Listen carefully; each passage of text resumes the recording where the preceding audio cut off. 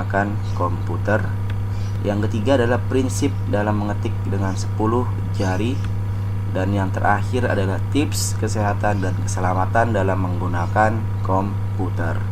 Baik, hari ini kita mulai dari gangguan kesehatan akibat menggunakan komputer. Nah, baik. Kalau dari judulnya gangguan kesehatan menggunakan komputer, itu bukan berarti ketika kalian menggunakan komputer maka akibatnya akan muncul penyakit atau gejala atau gangguan pada kesehatan kalian. Bukan. Yang dimaksud dengan gangguan kesehatan ini yaitu adalah apabila kalian tidak benar dalam menggunakan komputer. Jadi gangguan kesehatan ini muncul disebabkan tidak benarnya dalam menggunakan komputer, ya. Bukan berarti menggunakan komputer itu akan menyebabkan gangguan kesehatan, bukan, tapi disebabkan tidak benarnya dalam menggunakan komputer. Nah, tidak benarnya itu seperti apa? Bisa jadi pertama, posisi tubuh kamu tidak sesuai, ya. Posisi tubuhnya salah sehingga mengakibatkan beberapa gejala-gejala pada kesehatan kamu. Berikutnya adalah pemilihan tempatnya, baik itu kursi maupun mejanya. Nah, ini juga termasuk salah satu penyebab munculnya gangguan kesehatan. Berikutnya yaitu perangkatnya. Bisa jadi kamu salah memilih perangkatnya atau mengatur perangkatnya salah. Nah, ini bisa jadi penyebab salah satu gangguan dari kesehatan komputer. Baik, kita lanjut. Secara garis besar ada 3 macam gangguan, yaitu gangguan pada mata dan kepala. Yang kedua, gangguan pada lengan dan tangan.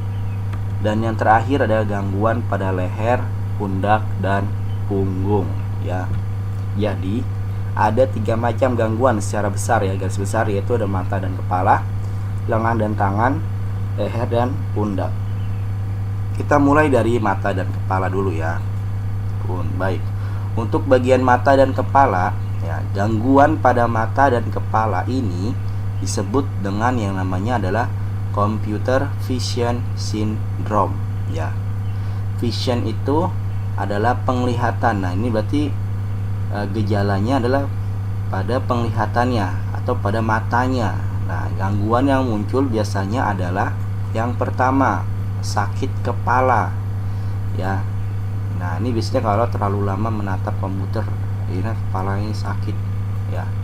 Berikutnya ada mata kering. Mata kering itu jika kalian menatap monitor, ya, terlalu fokus sehingga kalian tidak berkedip. Nah, mengakibatkan mata kalian tuh kering. Nah, nanti dampaknya apa? Akan menjadi iritasi atau matanya menjadi merah dan lelah. Lalu berikutnya, jika terus-terusan seperti itu dibiarkan, maka mata kalian atau penglihatan kalian akan mulai kabur, ya. Nah, ini jika kalian terus-terusan selama beberapa tahun terus menggunakan seperti itu, tidak ada perubahan dalam penggunaan komputernya. Nah, bahkan bisa fatalnya adalah akan terjadi yang namanya buta warna. Nah, ini adalah contoh-contoh gangguan, ya, yang biasanya muncul pada bagian mata dan kepala. Nah, berikutnya kita coba ke lengan dan tangan. Baik, gangguan lengan dan tangan biasanya muncul rasa nyeri. Nyeri itu kayak kesemutan, ya, pegel. Nah, biasanya muncul pada 3 bagian. Perhatikan, ada 3 bagian rasa nyeri yang biasanya muncul. Yang pertama yaitu pada pergelangan tangan, ya, seperti ini, ya, tempat kalian menaruh jam, ya. Nah, itu namanya disebut pergelangan tangan. Lalu yang kedua adalah siku tangan. Nah, siku tangan, ya, dan yang terakhir adalah telapak tangan. Nah, khusus, ya, apabila keseringan salah dalam posisi meletakkan tangan, ya, ini akan berakibat fatal pada pergelangan, ya. Nah, ada yang namanya carpal tunnel syndrome. Nah, Carpal tunnel syndrome itu apa? Carpal tunnel syndrome itu adalah terjepitnya syaraf di pergelangan tangan. Nah, itu yang disebut dengan yang namanya carpal tunnel syndrome ya. Nah, itu di bagian lengan dan tangan. Lalu berikutnya yang terakhir adalah leher, pundak dan punggung. Nah, baik diperhatikan di sini. Nah, ini contoh bagian belakang ya dari tubuh kalian. Nah, biasanya muncul itu rasa nyeri juga ya, mulai dari di bagian leher ya, lalu di pundak sebelah sini, lalu di bagian punggung ya, dan terakhir di bagian pinggang. Ini biasanya muncul karena kalian salah ketika posisinya duduk. Itu yang pertama. Yang kedua, bisa jadi salah memilih tempat duduknya atau kursinya salah. Nah, ini akan muncul gejala nyeri pada leher, pundak, punggung dan pinggang ya. Nah, untuk selanjutnya itu bisa juga terjadi di bagian bawah ya, bagian tubuh bagian bawah, yaitu seperti bagian paha